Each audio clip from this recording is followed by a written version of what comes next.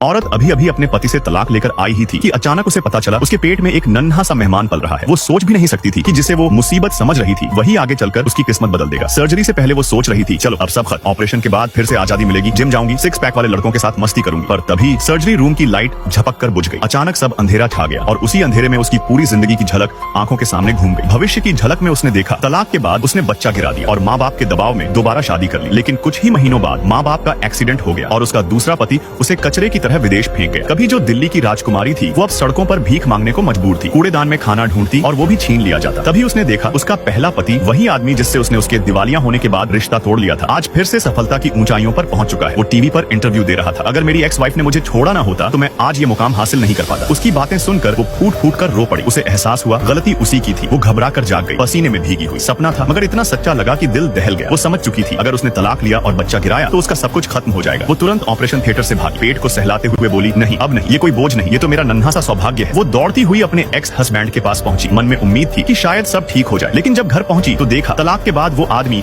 अपनी आलीशान कोठी छोड़कर पुराने टूटी झोपड़ी में रहने चला गया था। वो चौंक गई, इतना बड़ा दिल और मैंने इसे तोड़ दिया। उसने खुद को संवार कर उसके पास जाने की ठानी, मगर जब पहुंची तो देखा उसके साथ एक और लड़की है। वो शर्मा गई, छिप गई और गलतफहमी में मान बैठी कि वो उसकी नई प्रेमिका है। दिल में दर्द था मगर उसने हिम्मत जुटाई, आगे बढ़ी और उसे आवाज दी। वो मुड़ा, ठंडी नजरों से देखा और बिना कुछ बोले ऊपर चला गया। उसकी आंखें भीग गई। कभी जो उसे आसमान पर बैठाता था वही आज उसे देखना भी नहीं चाहता। वो रोती हुई वहां से चली गई, लेकिन जैसे ही वो दरवाजे से निकली उसने पीछे से कदमों की आहट सुनी। वो फिर से पलटी, पर नहीं, वो तो बस उसे ये कहने आया था अब हमारे रास्ते अलग हैं। तुम जैसी बड़ी लोगों में अब मैं फिट नहीं होता। उसका दिल टूट गया, मगर वो जानती थी गलती उसी की थी। वो वापस लौटी, अपने पुराने दिनों को याद किया, कैसे वो आदमी उसकी हर छोटी बड़ी पसंद याद रखता था, हर बार उसकी गलती माफ करता था और उसने कभी थैंक यू तक नहीं कहा। इस बार उसने ठान लिया वो अपने प्यार को वापस पाएगी। उसने सोचा शुरुआत करनी होगी उसकी दादी से। वो बहुत सारे तोहफे लेकर वृद्धाश्रम पहुंची, पर बूढ़ी दादी जो अल्जाइमर से जूझ रही थी उन्होंने उसकी लाखों की स्कार्फ उठाई और व्हील चेयर साफ करने लगी। वो मुस्कुराई, कोई बात नहीं, बस वो खुश रहे। वो दादी को धूप दिखाने बाहर ले गई और तभी सामने उसका एक्स हस्बैंड दिखाई दिया। उसने नजरें झुका ली, पर किस्मत को कुछ और ही मंजूर था। उसे अचानक उल्टी होने लगी। दादी ने देखा और तुरंत समझ गई मेरी बहू माँ बनने वाली है। वो शर्मिंदा होकर वॉशरूम भागी, पर जब लौटी दादी कहीं नहीं थी। वो पागलों की तरह सड़क पर दौड़ने लगी, दादी दादी। तभी उसका एक्स हस्बैंड मिला। वो चिल्लाई, तुम्हें पता था दादी बीमार है, फिर भी अकेली छोड़ दी। वो चुप रहा और बोला मैंने ऐसा कुछ नहीं किया, पर वो गुस्से में थी और वो दर्द में। वो दोनों भिड़े और इसी बीच वो गिर गई, पैर छिल गया। वो झुककर उसे उठाने लगा, मगर तुरंत खुद को रोक लिया, अब दोबारा मत मिलना, मैं नहीं चाहता फिर दिल दुखे। कुछ देर बाद उसे पता चला दादी मिल गई है। दादी ने पेड़ से टूटा हुआ पत्ता उठाकर उस पर लिखा मेरी बहू को सुरक्षित रखना। वो पत्ता उसके हाथ में था और दिल में चुभन भी। वो उसे ढूंढने निकला और पाया वो लड़की जिसे उसने ठुकराया था अब भी उसकी तलाश में भटक रही थी। फिर किसी अमीर से शादी कर लेना, हमेशा खुश रहना। वो टूट चुकी थी। बाहर बारिश हो रही थी पर वो वहीं खड़ी रही, आंखों में आखिरी उम्मीद, अगर उसने जाते जाते मुझे एक बार देखा तो शायद रुक जाएगा। सामने उसकी गाड़ी गुजरी, अंदर वही चेहरा था पर नजरें बिल्कुल ठंडी। पास बैठी लड़की बोली वो रही तुम्हारी एक्स वाइफ, लग रहा है अब गरीबों का दर्द समझना चाहती है। ड्राइवर बोला सर जल्दी करें फ्लाइट निकल जाएगी। वो कुछ पल के लिए रुका, नजरें मिली और फिर गाड़ी आगे बढ़ गई। वो मुस्कुराई, आंखों से आंसू टपकते हुए बोली समझ गई, यही जवाब था। धीरे से आसमान की तरफ देखा और कहा मैं